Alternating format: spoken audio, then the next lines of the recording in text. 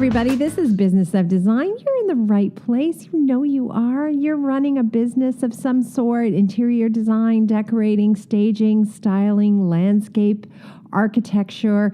You've got projects, you've got clients, you want more of them, you want them to be better, you want to be stronger and more confident in your business, you want to be stronger and more confident when you talk about money and you ask for money. We know that, and you're in the right place if you're listening to our podcast. Little bit of housekeeping to kick things off before the episode. First of all, Cheryl Horn, who is the amazing director of operations at Business of Design, may sound familiar if you've been listening to the podcast, and or you may know her if you're a member of Business of Design. She does everything around here, and she's on holiday this week, somewhere sunny with the kids. So she is trusting me to take care of announcements, and I'm going to do my best. First up, High Point Market trip is sold out. We are amazed and thrilled that we have a very full group of design professionals who will be touring with us through High Point, learning the ropes, and also getting some learnings and coaching as well. That's part of the trip. So we're excited about that, and we are. Our intention is that this year they're going to be able to use this knowledge to increase their profitability in their businesses. And don't despair if you missed out on this year's High Point trip. I suspect it's going to be a huge success, and we'll do it again next year. We'd love to have you. In the meantime, we're also working on our retreat in Palm Springs for October of this year. This will be an intimate affair. It will be intensive learning. Our intention is to get you in your very best shape so that 2018 finishes at the highest possible peak of success for you, and that you will be in your best shape ever to begin 2019. Can you believe it's just barely 2018? I'm talking about 2019. But part of being a mature business owner is having a longer outlook, being able to look 1 year, 2 year, 3 years down the road. And we're going to help you get into that groove.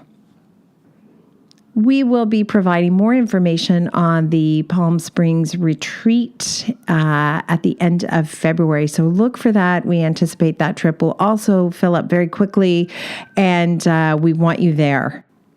Coaching, by the way, is an amazing tool. And as a member of Business of Design, you automatically get to take part in a monthly group coaching session with me. So the next one coming up is January 24th, 1 p.m. EST. If you're a monthly member, if you're an annual member, we want you there. We want to know what's on your mind. We have had no trouble at all getting people to open up and talk to us because the environment is safe and secure. It only airs in the Business of Design membership platform. So there's no chance your clients are going to be hearing it on a podcast or whatever. Few ways to participate in that. One way is to send us your questions in advance, and that gives me time to prepare a more thorough answer. Another way is to ask them on the fly. And a third way is to just listen, because I guarantee that other people's questions are going to get you thinking about what's going on in your life. So looking forward to that on January 24th. And if you are not yet a member, what are you waiting for? I guarantee we're going to make this the best year you've ever had for the nominal fee of $67.50 a month, $675 annually. It's a write-off, and it will be your lifeline to a better business and more success. And I can say that confidently because we've been doing this a long time. We've been online since 2010. Can't believe it.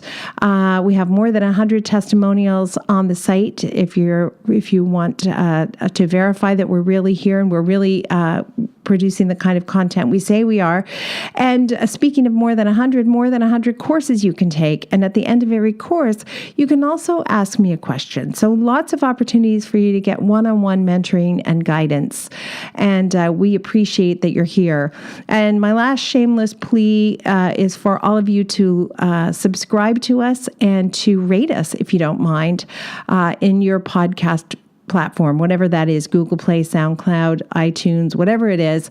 It really helps us to commit to and produce quality programming on a weekly basis. Love to have you as a guest if you've got a topic you think is hot and important for our listeners.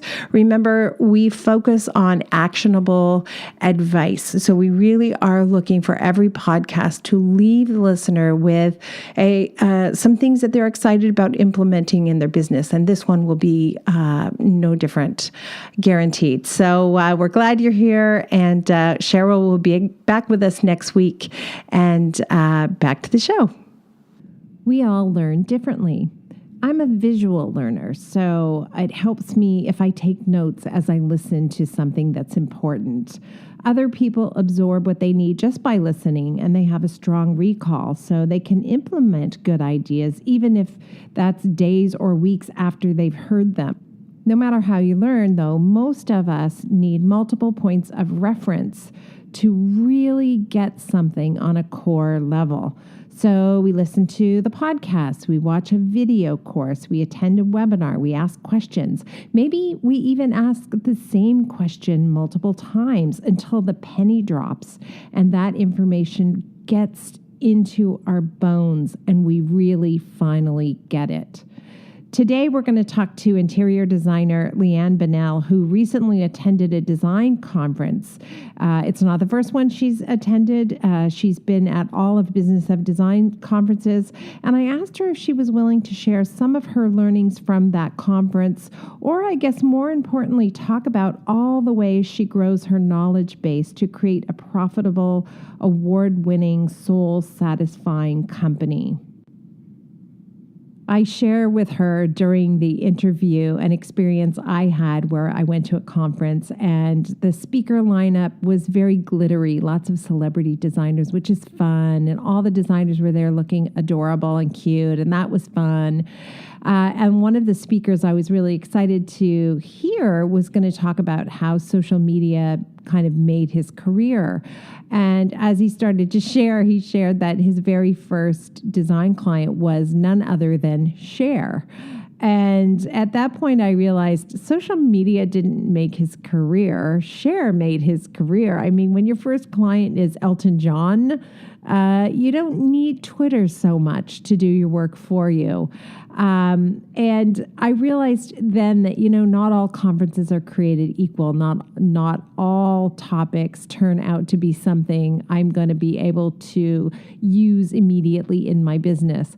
But I do go into every situation eager to learn something, and I really put the impetus on me to listen hard and take away what I need to take away.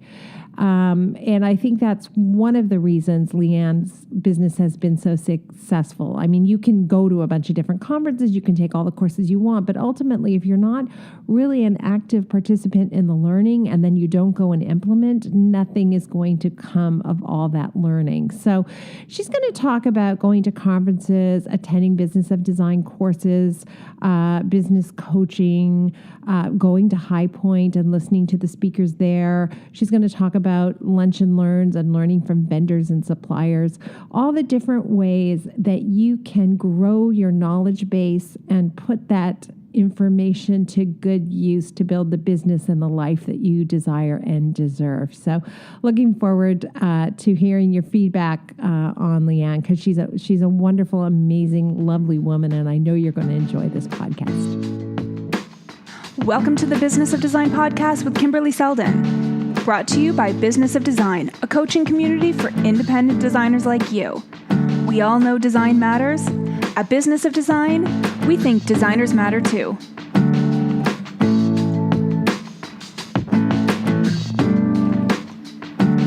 Let me quickly tell you about LeAnne Bunnell. She is wonderful. LeAnne Bunnell Interiors is a full-service boutique interior design studio working in Calgary and around Western Canada since 2003.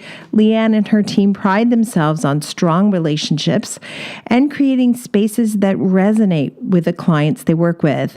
They specialize in everything from full room transformations to large-scale builds and renovation projects. LBI, LeAnne Bunnell Interiors, is recognized for its creative and tailored approach to design.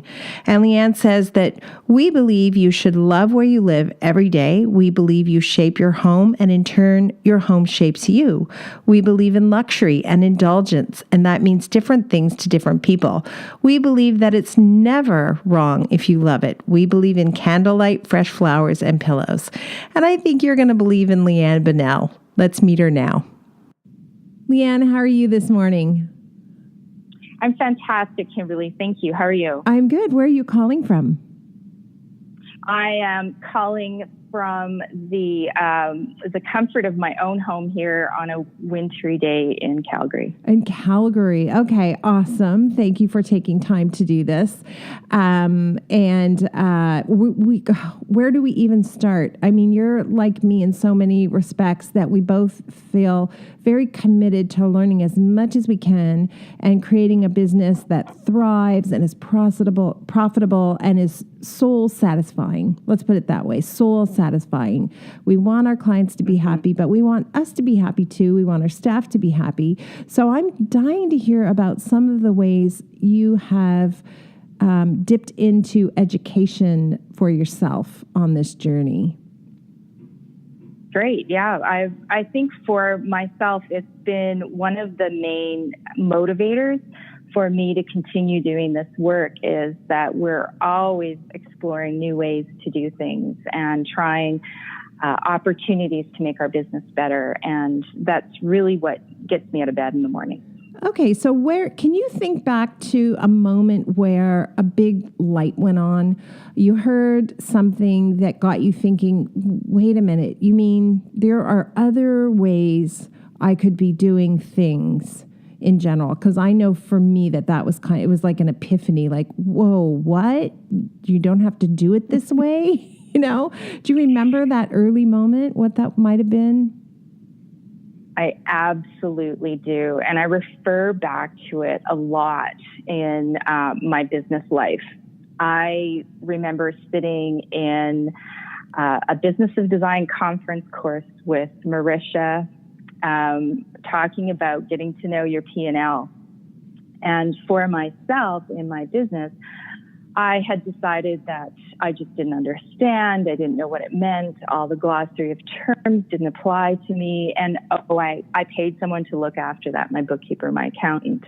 Right. What I learned by deciphering that list of numbers, which up until that day meant pretty much zero to me, other than fear and right. Seriously, I don't even remember. I remember not knowing what a P&L was. So if you're listening, you think P&L, is that something you can ask for when you go for a waxing? No, that's your profit and loss statement. The guys are going, that's what? Right. Okay, so you had a head in the sand too. Yeah, I know. Oh, P&L. Yeah, that's probably a thing that corporations do, but I don't need that, right? Yeah, it didn't apply to me. I had no reason to know it. It was just about, what the behind the scenes was, and I couldn't decipher it, and I shut off my brain and decided I didn't care. So sitting in that course at your conference, it was literally like the light came on and it came through the window and shone down on my face. And I felt like I had this deeper understanding of my business, how to run it. It wasn't as scary as I had made it out to be. When the numbers were deciphered and the calculations were done, I wasn't in this like horrible financial situation that I had sort of perceived myself to be in, always chasing a number. And I never knew what the number was, but I knew I was chasing a number. Mm-hmm. And what it did was it showed me that it's a tool and a way to figure out where I was, where I used to be and where I wanted to go. And that was really a light bulb moment for me. And it changed everything. Absolutely everything in my business. Funny enough, that was for me too. Like that, just taking a look at that and realizing like, oh my gosh, there's information in here I need. I can totally understand this. It's not nearly as intimidating as I thought it was. And now I go through my P&L on a monthly basis, and I compare it to the last 3 years, and it's a quick click of a button if you're using any kind of a software to do your accounting. And if not, your bookkeeper can help you do it. It's so simple. So the first thing was embrace that P&L, go ahead, dive into it, figure out what's in there. So you did the Business of Design conference. So some of your learnings involves going to different conferences then, I would say. Yes, I think that's a really great part of what we're offered as interior designers. We get invited to a lot of different events and speakers. Our trades and our vendors always invite us to different seminars that they put on. And I'm really grateful for those opportunities, because a lot of times it's stuff that you wouldn't find on your own. And, whether it's a business focus or whether it's product focus, I really believe that, doing product knowledge sessions and lunch and learns and going to see product launches and participating in sales, conferences, even though we don't like to think of ourselves as in sales, we really are. And it helps us understand, who our client is, what our market is all about, how we need to,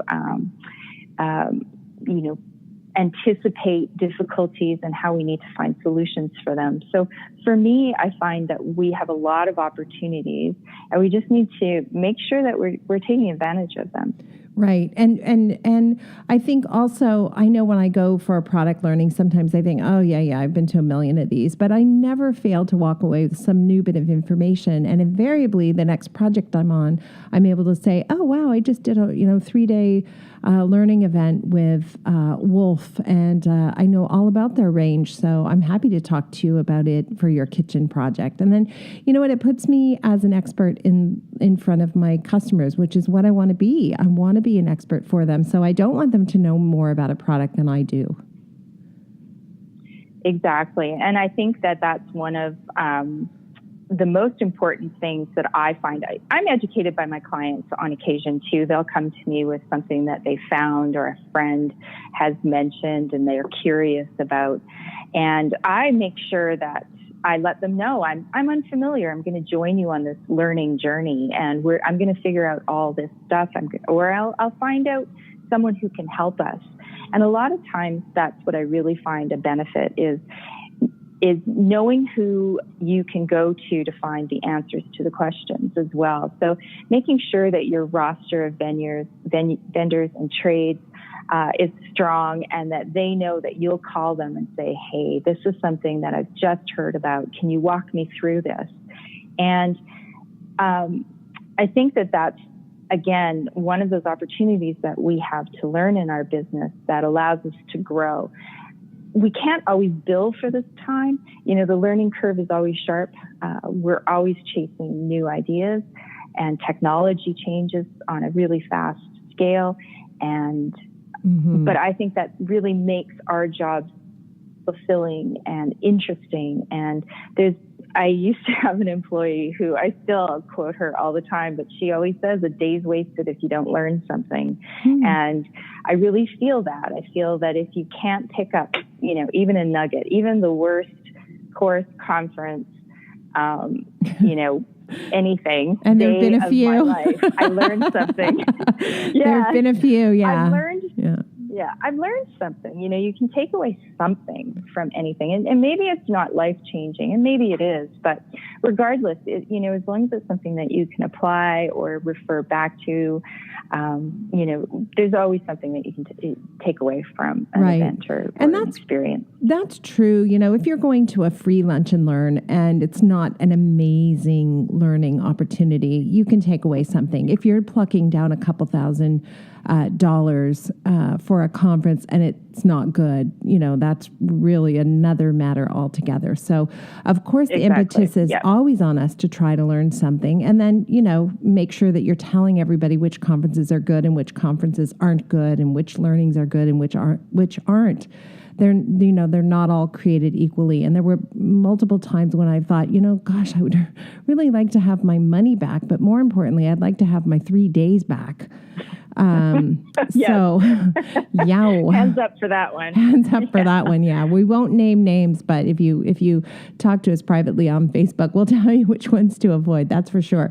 So you go into the learning opportunity, whatever it is, and you're thinking, I'm going to leave with something I can use. That's how I feel. I'm like, I'm not leaving here until I get an answer to the following question. And the other thing you said, which I think is really important for everyone to really get on a gut level, you don't have to know everything. It's okay to say to a client, I actually have no idea about that, but I know who to ask.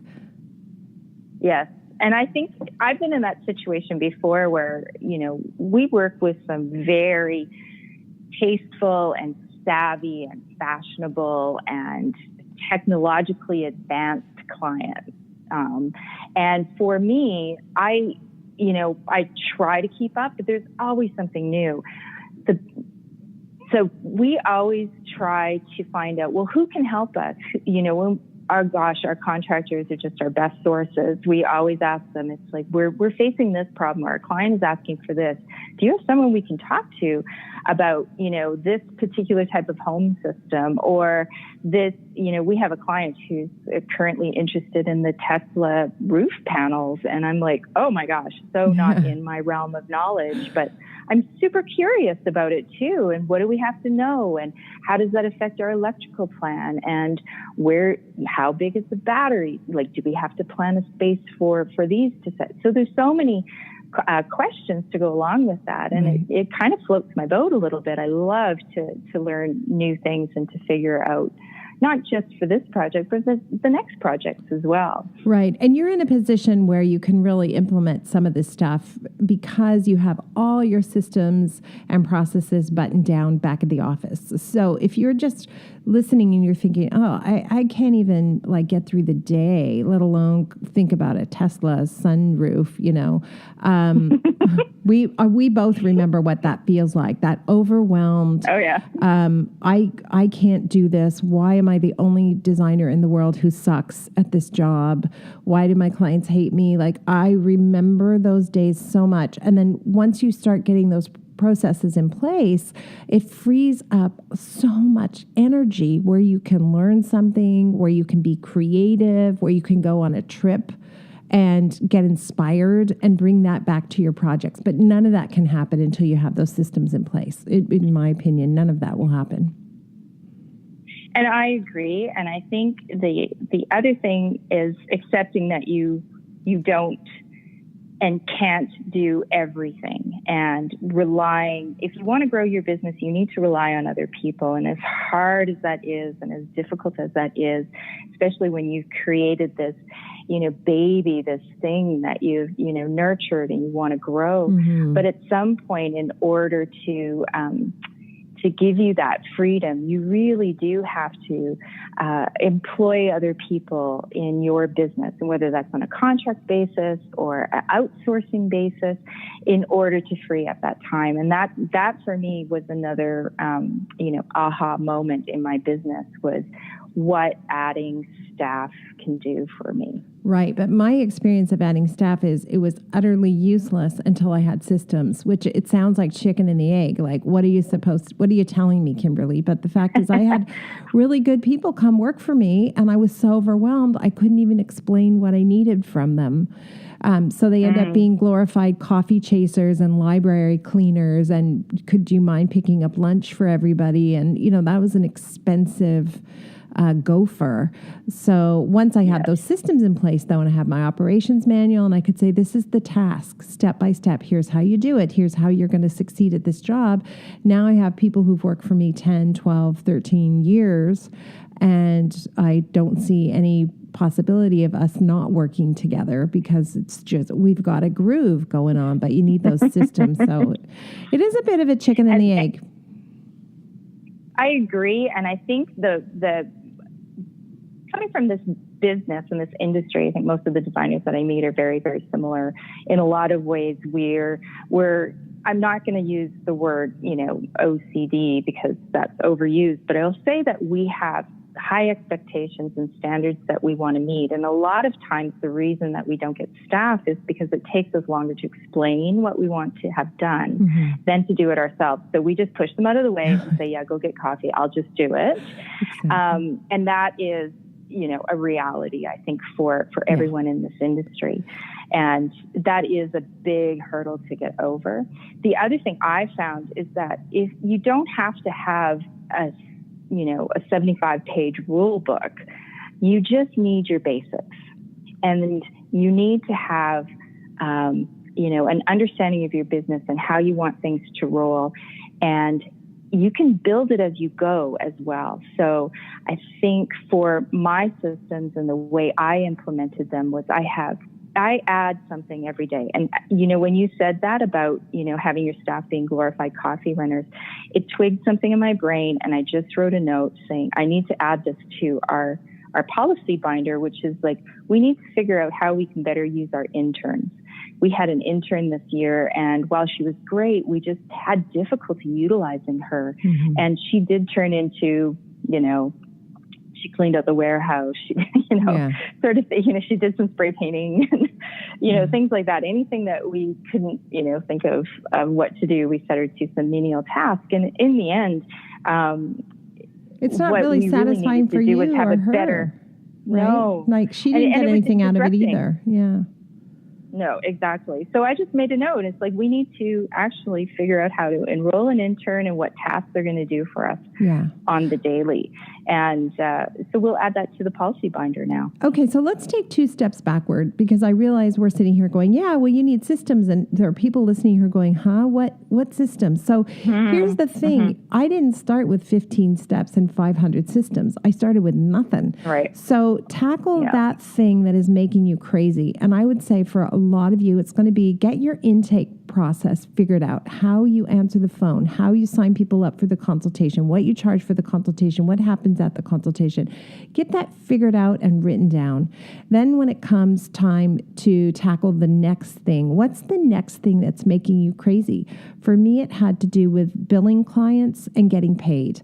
I would bill them, but they wouldn't pay. And then we'd chase them for money. And so the money thing was really big. Once I solved those first 2 things, the money thing and the intake thing, then I could see like, oh, wow, if I create a system, it makes the thing much, much easier, right? So we created a system to create the client binder, which, by the way, we wrote it down. It's so easy. We will let interns do our client binders. So anything that you can write down from top to bottom, step-by-step guide to how to do it, that's a really good task for an intern. But we couldn't use interns successfully either until we started getting these systems. And we even have a system for how to hire the intern. Like, what's the process for hiring that intern? And how do you do check-ins with the intern to make sure he or she is learning what they need to learn and that we're using them effectively? So it grows, I guess is what I'm trying to say. Start with whatever the biggest problem is. Tackle that, get it right, and that will grow your confidence to go on and tackle the next system. I agree. And I think the other thing too is if you treat your policies and procedures and your systems binder like a client, and that you set aside some time every week to work on it. There's something every week that comes up in our business or our daily tasks, or, something that maybe goes a little sideways and could have been done better. And I think it's important that if you treat it like a client, if you treat it like a project that you want to get completed, and you have a start date and an end date, and you are committed to giving it some time each week, that, by the end of the year, you could have something pretty amazing. I would also say, don't worry about format. Don't worry about how it looks. Don't worry about all of, the consistency as you're building it. Just build it. Then go back and format and figure out, some of the details, and you're going to be adding to it anyway. So it's going to probably look like a hot mess for a little while, but just make sure that it's down on paper, it's collected in one spot. If you have people working for you, make sure that they're contributing. I always sort of say, okay, that could have gone better. What do you think? Like, how can we have done that better? And, write it down and pop it in the binder, and then we'll deal with it another point as far as formatting or putting it in the right section. But just pop it down so it's there and that everybody can take a look at it. And I will do a shameless plug right now for Business of Design, but there are lots of systems that you can just have and copy and take. So if you are a member, there's no reason not to have systems in place. We have checklists that go with every single step. So there's a step one checklist, step 2 checklist, step 3 checklist. You're getting the message here, right? So, and the other thing is, if you're part of a big community like Business of Design, it's okay to share a page from your systems and procedures or operations manual. And then someone else will share a page from theirs. And suddenly, instead of one system, now you have 2 systems. So it is okay to talk about this stuff out loud and help other designers on the path, because we all benefit by building a community that thrives, for sure. Something you mentioned about the conferences, and we talked about it being expensive and how frustrating that could be. One thing to think about and take advantage of is the fact that some conferences are in great locations, and at least you get to go and treat it like a business write-off. So do exactly. If you want to go to Las Vegas, I guarantee you there's a conference in Las Vegas that you could attend and you could learn something and you can write it off and have your spouse come with you, partner come with you, and they can sleep in your room, and it's a business expense, which is great. So do take advantage of that as well. Okay, so your big aha moment, your first aha moment was realizing that if you dug into the P&L, that could change your life. What are some other things that have happened to you specifically while you were at a learning event of some sort? Do you remember another instance where something big kind of occurred to you and you went, back to the office and implemented right away? I would say that, the conferences, the Business of Design conferences have been fantastic for many reasons, like, the feeling of collaboration and knowing that you're part of something bigger. One of the things that I really sort of learned as I've gone through the process and done the Business of Design courses and been a member of Business of Design online, and also going to the courses, is that I'm farther ahead than I thought I was. Mm-hmm. I think that when you're running your business, you're in a bit of a, you can be in a bit of a bubble, and you don't maybe think you're achieving things. You get on social media and that you see what other people are doing and the projects that they're working on, and where they're jet setting to, and their lives look so fabulous. And you think, oh my gosh, I'm just sitting here in the drudgery and trying to figure out how to get this drapery installed on time, and searching for a workroom. But in the end, talking to people and listening to their stories, I'm able to sort of say, yep, I've been there. I know what that is. I can help you. This is how I resolved it. Or have you tried this? So for me, it was a really great confidence booster to know that I'm in a better situation than I think I am. Yeah. So that's been one thing as I go through learning things.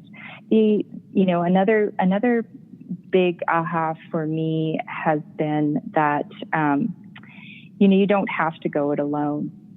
That there are organizations and like-minded designers out there from all across the country, all across North America, that I've been able to connect with and to chat with. And on the whole, I would say that they're very generous people. Mm-hmm. And it's been, a great experience to understand how other people have done things. And even if it hasn't worked for them, maybe it does work for you.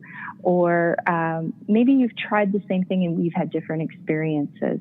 So I think that sort of sense that, again, that you're not alone and you can reach out to your industry peers, and that you have this force behind you that really does want you to succeed. Yeah, and really groom those relationships of the people who are mature and owning responsibility when things go wrong. You know the difference, right? You go out for drinks, you go to some community event, and all the designers are there, and somebody goes, yeah, my stupid contractor did the following stupid thing, and then my stupid client did the following, and you're like, yeah, no. I'd be like, where did I mess up? Where did I not give the contractor enough information to be successful?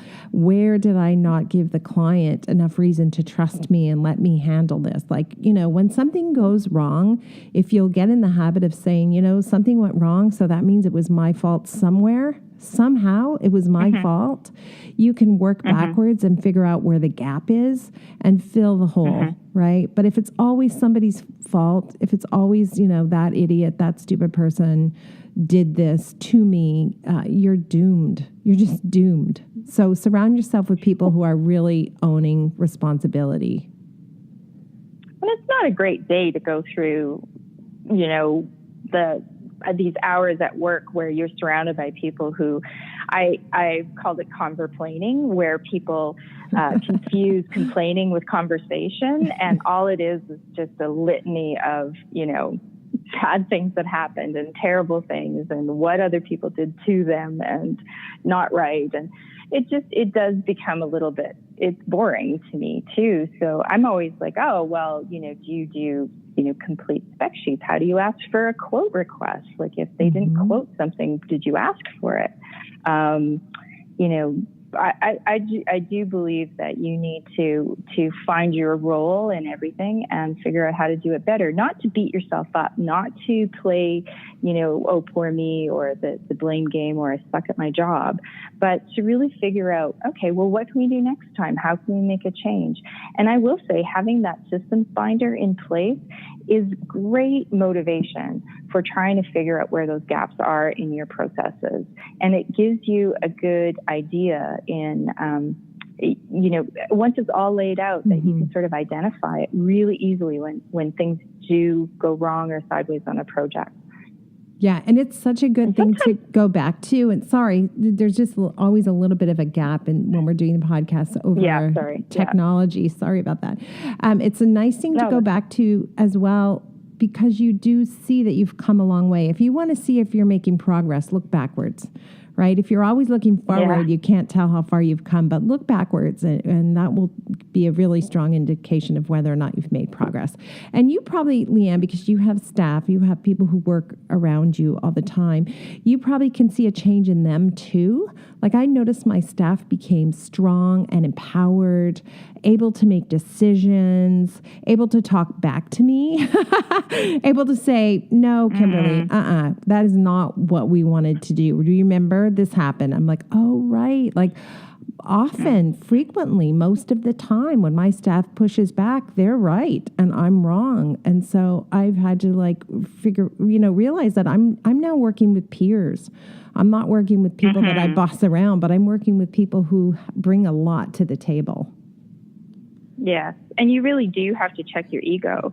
I think that, many heads make a better project. I welcome, the tension, the creative tension that comes with working with other people who have a different aesthetic perspective. So I like that. I think that being pushed out of my own particular comfort zones helps me grow. As much as I push my staff out of comfort zones, they push me as well. And I always recognize that. And sometimes I just put my hands up and I'm like, okay, I'm following you on this one. Yeah, no, for sure. Because it's just and sometimes I'll say like, my realm. I think you're wrong on this, but we're going to do it your way. And if you're right, I'm lunch is on me. And if you're wrong, you're buying me lunch. And you know what? It's amazing, because if you let people sometimes fail and make a mistake, that's amazing learnings for them too. Obviously, you're not going to let a client get hurt in a situation like that, but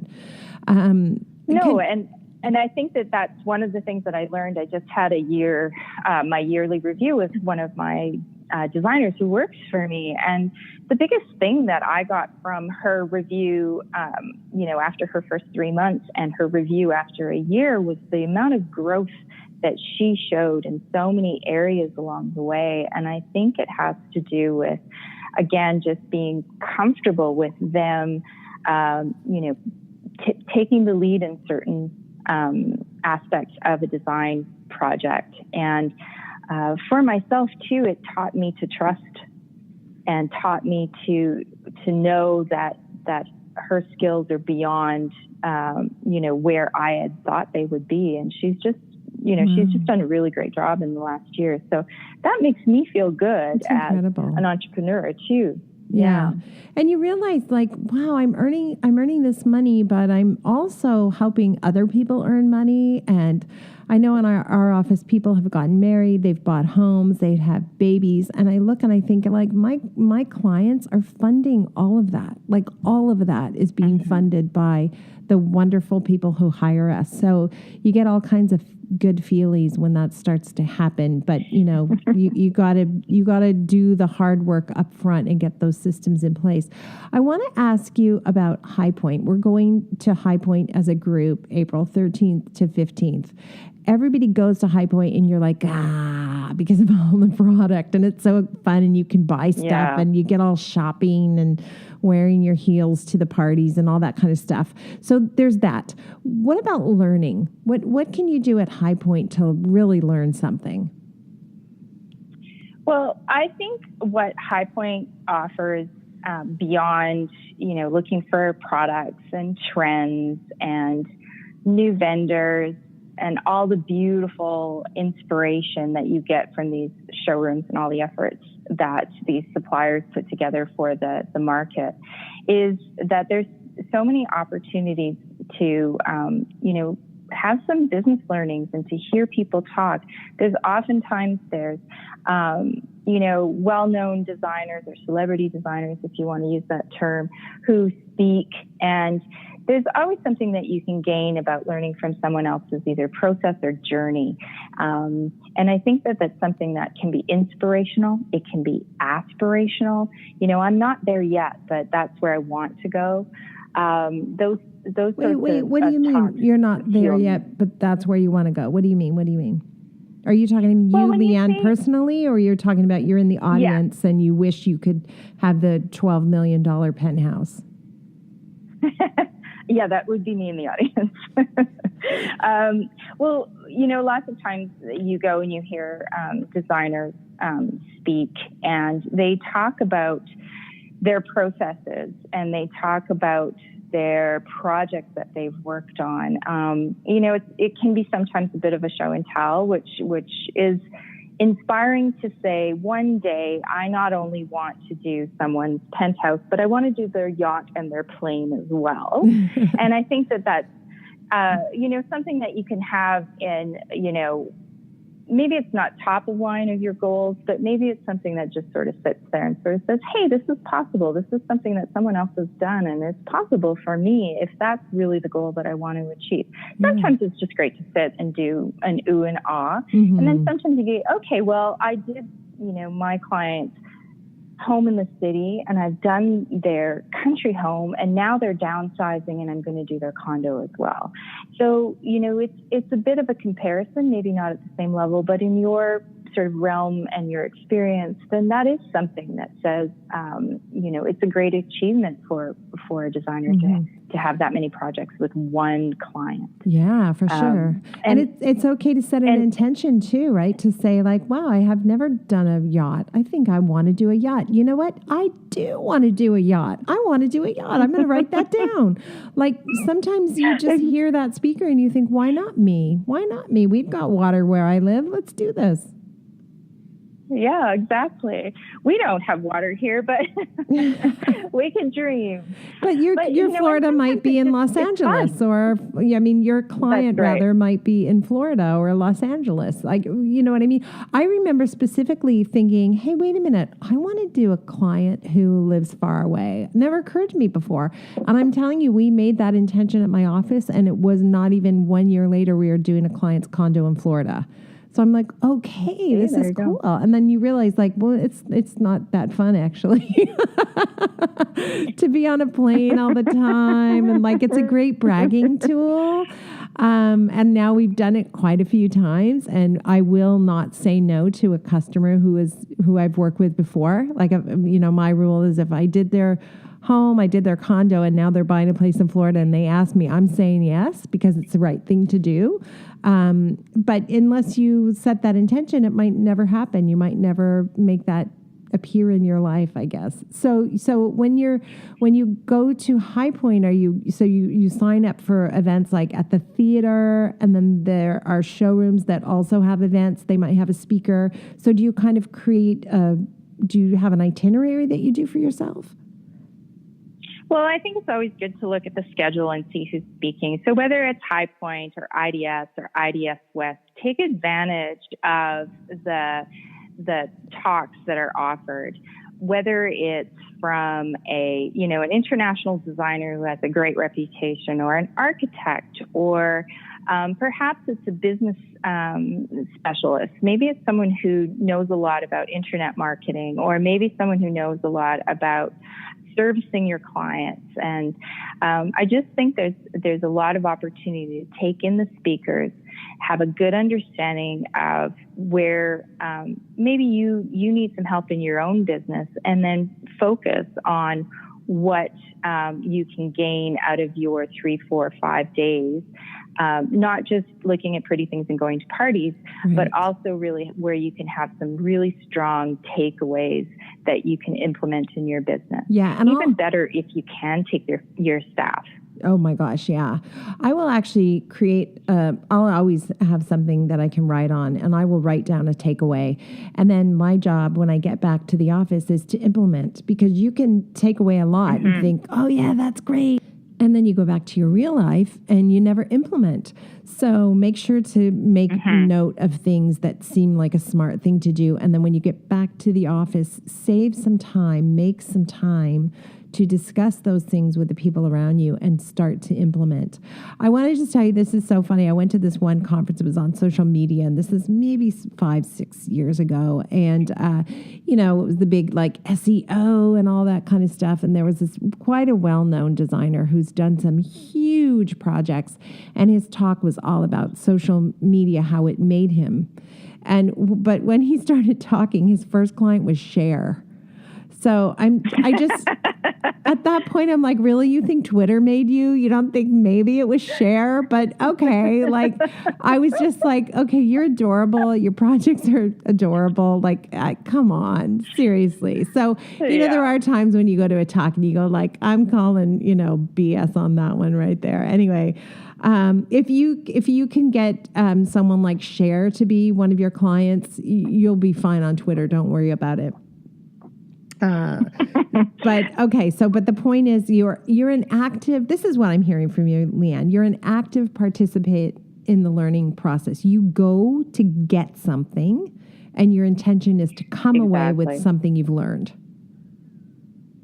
Exactly. And recently I was at a conference, a large conference, and it was clear fairly early on in one of the first early talks of the day that it wasn't going to really be any new news for me.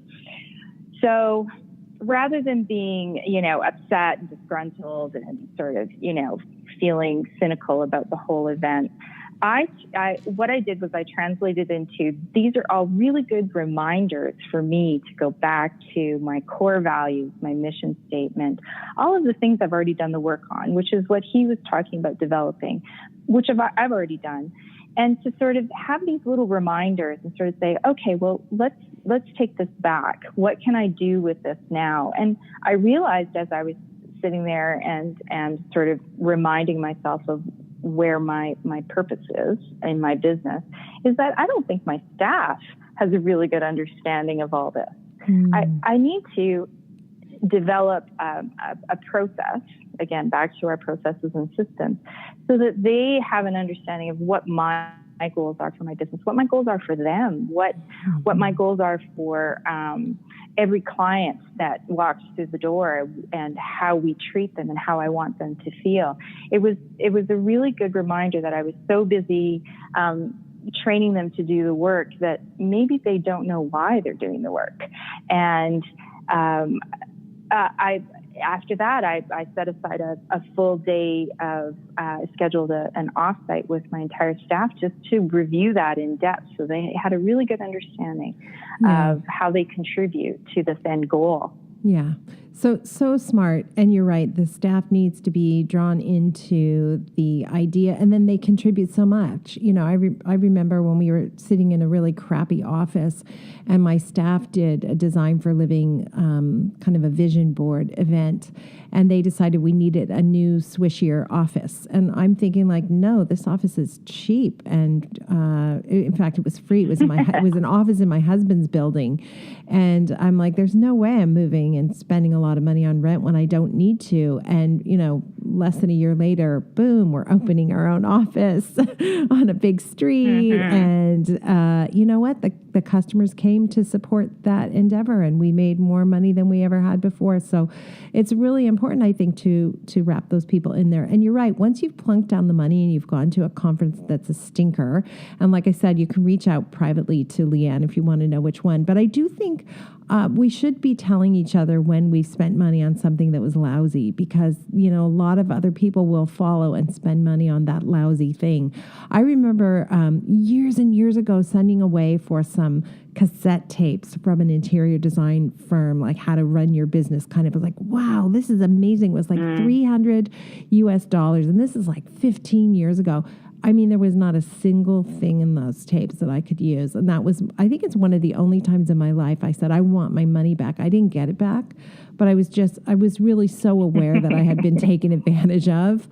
And I thought, no, it's not right. Other people should know that isn't right. And of course, now there's social media, so we can talk about these things online, and not to hurt the people who ran the conference and didn't do a good job, but they actually need to know they didn't do a good job, so that if they care about being in this business, they'll step it up. So anyway. Yeah, exactly. Lots of ways to learn depending on who you are, but every single one of these ways that you've mentioned, going to conferences, taking seminars, doing online courses, even business coaching, all of those things require you to implement, don't they? You do have to at some point pause all the projects you have on the go and take time to work on your business and implement. So do you remember the first thing you implemented? Can you think back to something you thought, I'm going to consciously change the process for this thing we've been doing for a long time? Do you remember what that was? Well, Kimberly, I was lucky enough to actually attend one of your first Business of Design conferences the first year that you launched your Canada-wide tour. So that was probably one of the best things that happened to me, because I was fairly early on in developing my business. So moving forward, having your, your approach to business and I knew I could design, but I didn't know how to run a business, especially an interior design business. And having that knowledge and attending those courses, I think, was a really benefit for me, because I did it early on. So I was able to sort of grow my business as you grew Business of Design, and I was an eager student. I lapped up your books and I lapped up your courses, and I, was eager to be a member of your online community. And I just knew that was what was going to propel me in a way that I needed to move forward. I'm a bit of a nerd when it comes to systems and lists and regulation. Yeah. So I think for me, that was implementing the 15 steps and having a contract in place. Honestly, the contract Yes. was absolutely key. Mm-hmm. It's so funny. But by the way, LeAnne is not being paid. This is not a paid promotion. It did turn into a little bit of a love-in. But, the thing is, I learn from talking about this stuff. And if I'm not constantly talking about the systems and how to do the systems, I will fall back, believe it or not, this is the truth. I will fall back into my very old habits of being loosey-goosey about the business. And before you know it, it creates havoc. And I just did something again recently, which I'm always sharing my mistakes on the podcast. I do a lot that's right, but I had a client, and it was the fourth job we've done for her. And it was the tiniest little job, and her hourly fees were so small. I thought, I'm just gonna ignore them, and I'll add them to the next month. And then we did it again, and we did it again. And before you know it, it was 4 months, and she hadn't paid any fees. And we sent her a bill, and she went, "Wow, this is big." And I thought, where have you been, Kimberly? What happened to you? Why would you ever do something silly like that? And my staff is like, this is why we don't let you do these things. This is why we like to run things, because it always becomes a mess when you go rogue. So anyway, don't go rogue, pay it forward. LeAnne should be teaching her own courses by now. And maybe I'll push you on that a little bit. Maybe we'll oh, sure. Yeah. Put a microphone and a video camera in front of you, and you'll do it. Seriously, though, you guys, I learned so much from the Business of Design community. And like you said earlier, like my systems manual changes at least on a monthly basis because I learned something else. I made some mistake that I never made before that has to be corrected, or I hear something amazing from someone like you. And I think that's a great idea. I'm doing that right now. So LeAnne, thank you so much. Keep learning and keep sharing. We really appreciate it.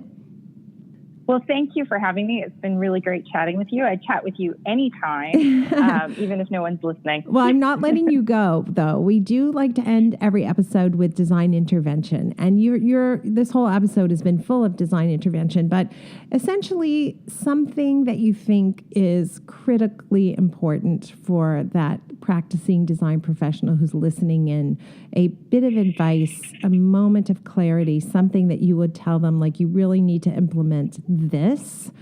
What comes to mind?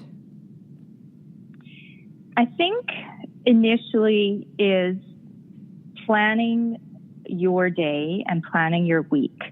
For me and my staff particularly, it's been a great way of making sure that we have a good understanding of what to expect during the week, and that we're setting aside enough time to complete the tasks that we have on our plate. And also part of that is scheduling time to work on the business. And we do that every Friday. So we have, in our business, we have a Friday happy hour, and it's the last hour and a half of every Friday. And we do a couple of things. We do tidying around the office, and we file things, and we make sure that the studio looks great. We also do any catch up, and then we talk to each other. We sit down and we talk to each other about how the week went. What did you do this week that was really great? What did you do that needs work? What can we add to our binder? And I think it brings us together as staff. It really gives us a good idea of where we need to improve, and also gives us a really good idea of what we're doing well and how we can build on that.